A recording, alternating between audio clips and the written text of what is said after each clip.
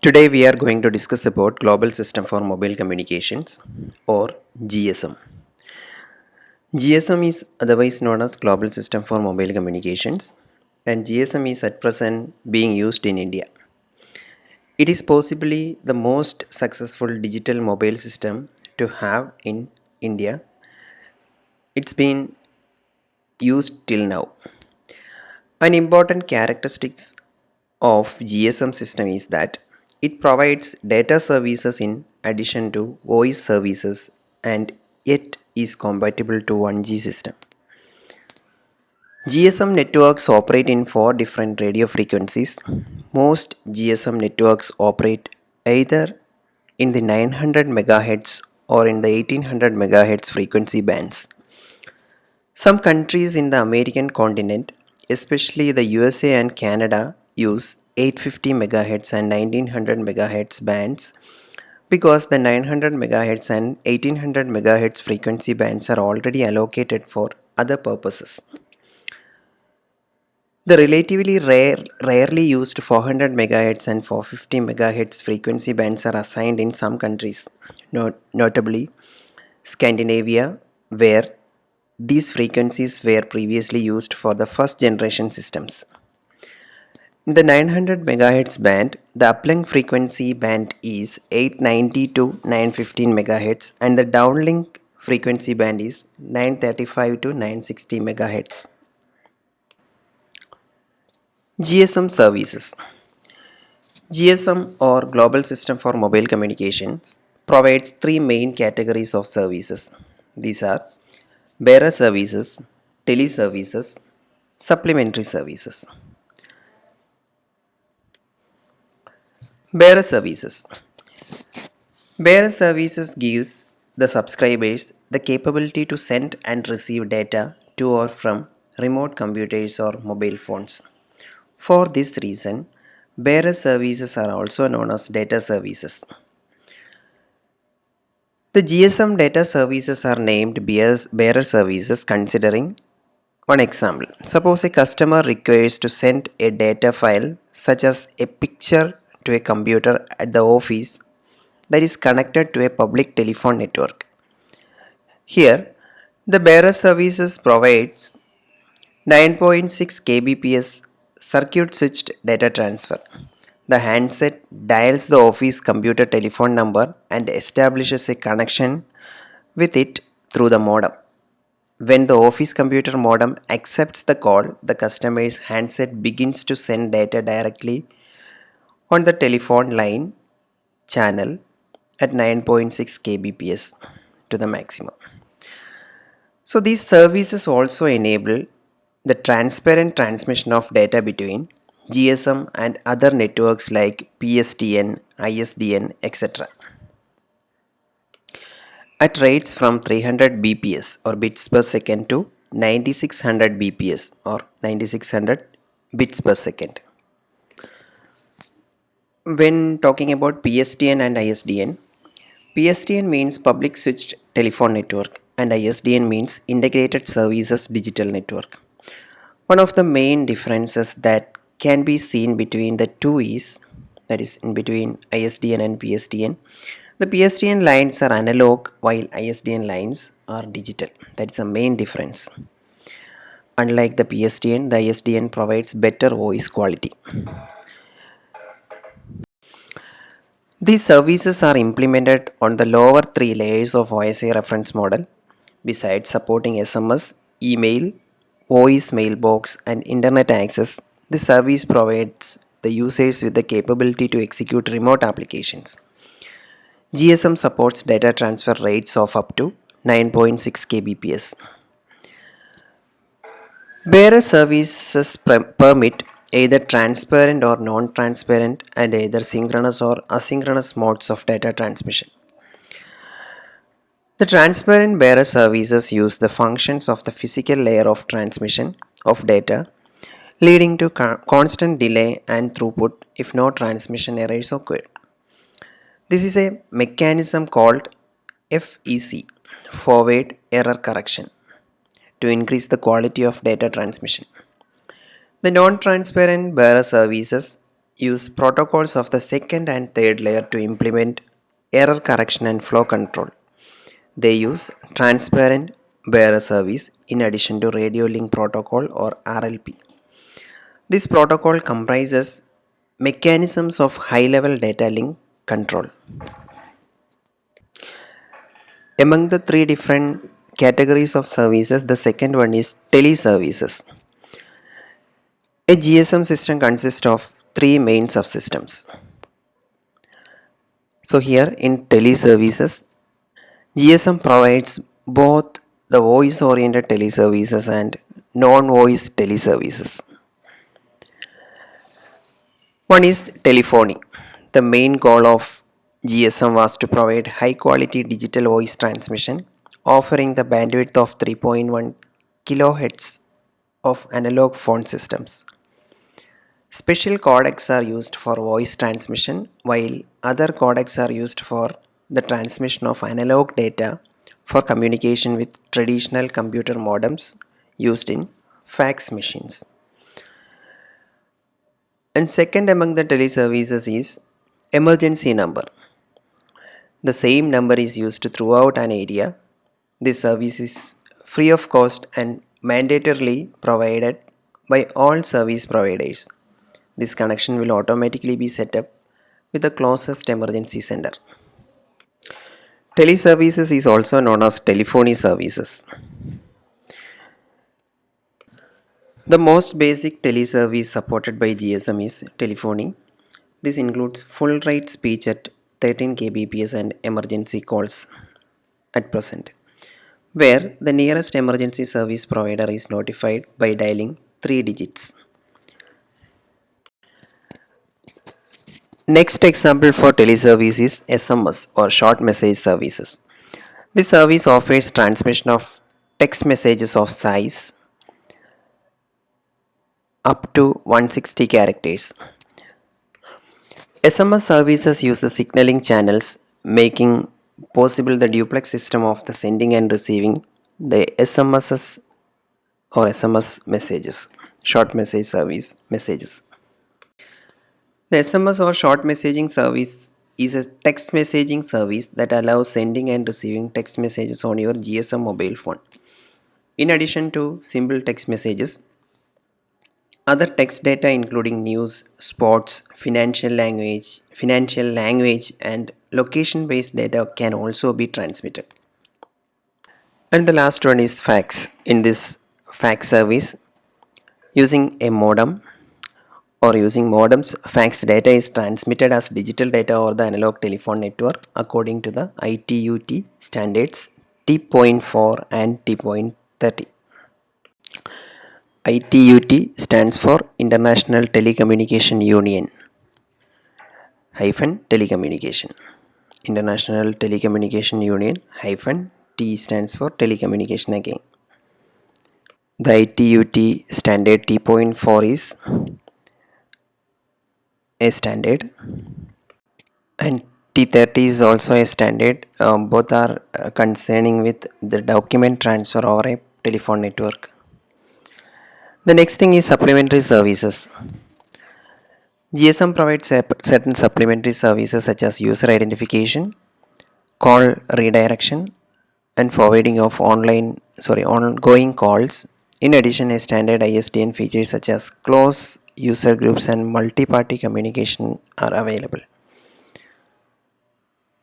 So these are the three different categories of GSM services.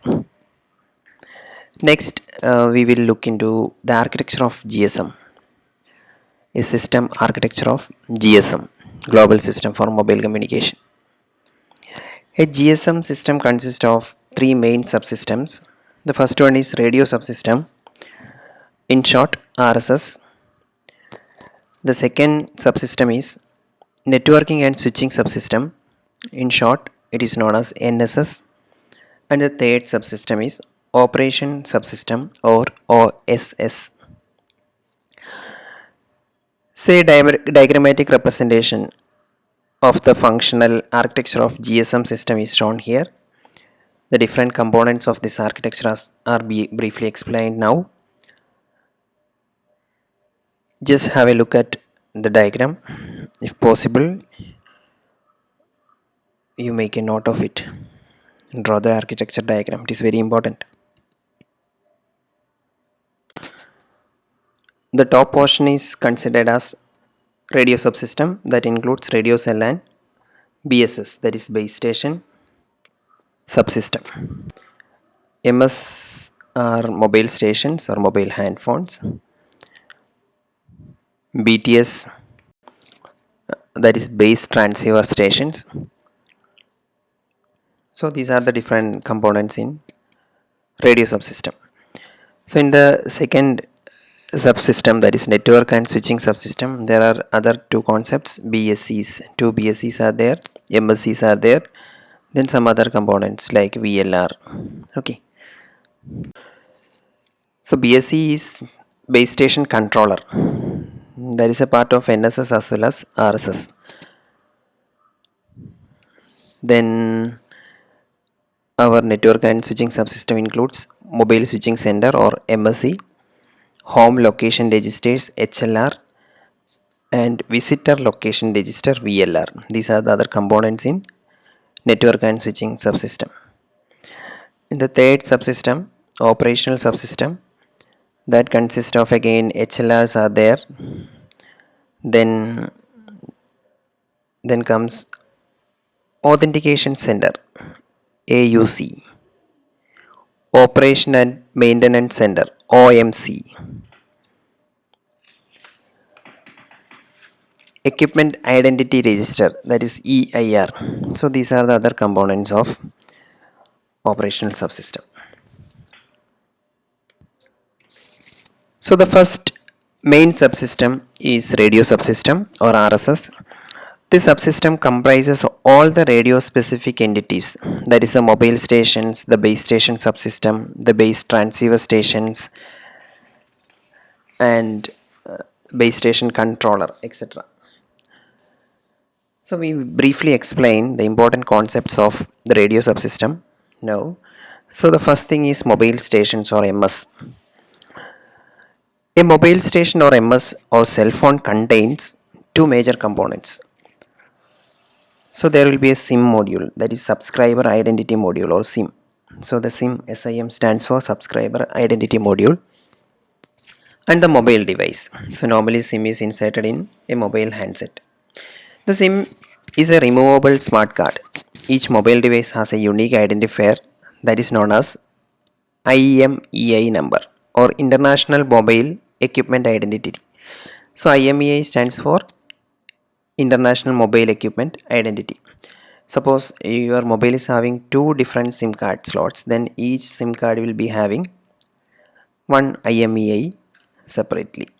So if suppose two SIM cards are supported by your mobile phone, then two IMEI numbers will be there. So this is a unique identification for each SIM. Apart from this telephone interface, and mobile station also offers other types of interfaces to the users such as USB, Bluetooth, etc. Despite its small size, a SIM card is a very important component of a GSM network. It contains all the subscription information of a subscriber and holds the key information that activates the phone after it is powered on. It contains a microcontroller to primarily store and retrieve data from the flash storage on the SIM. Identification information is stored in the SIM card's protected memory or ROM that is not accessible or modifiable by the customer. Additional flash memory is included in the mobile device to allow storage of other information such as addresses, pictures, audio and video clips, and short messages. The SIM card contains many other identifiers and tables such as card type, serial number, a list of subscribed services, and a personal identification number or PIN number. The next component is base station subsystem or BSS. A GSM network comprises many BSS. Each base station subsystem consists of a base station controller or BSC and several base transceiver stations or BTS. So here we will explain these components subsequently. A BSS performs all functions necessary to maintain radio connections to a mobile station or your hand phone, as well as does coding or decoding of voice. Base transceiver station or BTS, that is the next component. A BTS comprises all radio equipment such as antenna, signal processor, and amplifiers that are necessary for radio transmission. It encodes the received signal, modulates it on a carrier wave, and feeds the radio frequency signal to the antenna. It communicates with both the mobile station and the BSE or base station subsystem.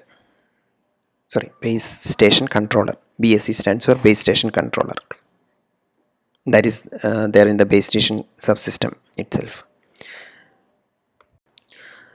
Next component is base station controller or BSE. A BSE manages the radio resource of the BTS in the sense that it assigns frequency and time slots for all mobile stations in the area. It also manages the handoff from one BTS or one base transceiver station to another within the base station subsystem. The BSE or base station controller also multiplexes the radio channels onto the fixed network connection to the mobile switching center or MSC. So the radio subsystem consists of mobile stations, base station subsystem, base transceiver station, and base station controller. Now the next category of subsystem, that is network and switching subsystem or NSS. This subsystem forms the heart of GSM network. It connects the wireless network to the standard public networks and carries out usage-based charging, accounting, and also handles roaming. Network and switching subsystem consist of a switching center and several databases that we will describe now, and that includes mobile switching center, home location registers, and visitor location register. So the first thing is mobile switching center or MSC. An MSC can be considered to form the heart of GSM network. An MSC or mobile switching center sets up connections to other MSCs. Mobile switching center or MSC. An MSC can be considered to form the heart of GSM network. An MSC sets up connections to other MSCs and to other networks such as public data network, that is PDN. An MSC or mobile switching center is responsible for connection setup, connection release, and call handoff to other MSCs. A gateway MSC is there or GMSC. A gateway MSC is responsible for gateway functions while a customer roams to the other network. It also forms certain other supplementary services such as call forwarding, multi-party calls, etc. The next component in network and switching subsystem or NSS is home location registers or HLRs. A home location register or HLR stores in a database important information that is specific to each subscriber. The information contains subscribers' IMSI, prepaid or postpaid information, user's current location, etc. The next component is visitor location register or VLR. It is essentially a temporary database that is updated whenever a new mobile station enters its area by roaming. The information is obtained from the corresponding home location register database. The function of visitor location register is to reduce the number of queries to the home location register and make the user feel as if he were in the home network. So these are the three different components of network and switching subsystem or NSS. The first thing is MSC, that is mobile switching center. Then that is the heart of GSM network, that is considered to be the heart of GSM network. And then comes the two registers, that is home location register and visitor location registers respectively. And the third main subsystem of GSM network is operation subsystem. So the operation subsystem contains all the functions necessary for network operation and maintenance. It consists of Operation and Maintenance Center or OMC, Authentication Center or AUC, and Equipment Identity Register or EIR. So Operation and Maintenance Center, that is OMC, that is the first component, that is what we are going to discuss. So OMC supervises all other network entities. Its functions are traffic monitoring, subscribers, managing subscribers, security management, and accounting and billing. Okay, so these are the accounting billing. So these are the different functions of operation and maintenance center. The next component is authentication center or AUC. It protects against intruders targeting the air interface. The authentication center or AUC stores information concerned with security features such as user authentication and encryption. And the authentication center is related to the HLR. And the third component is Equipment Identity Register or EIR. It is essentially a database that is used to track handsets using IMEI for tracking some devices, mobile devices using IMEI. It helps to block calls from stolen, unauthorized, or defective mobiles. So these are the important concepts about GSM, its architecture, and different subsystems and components of different subsystems. Thank you.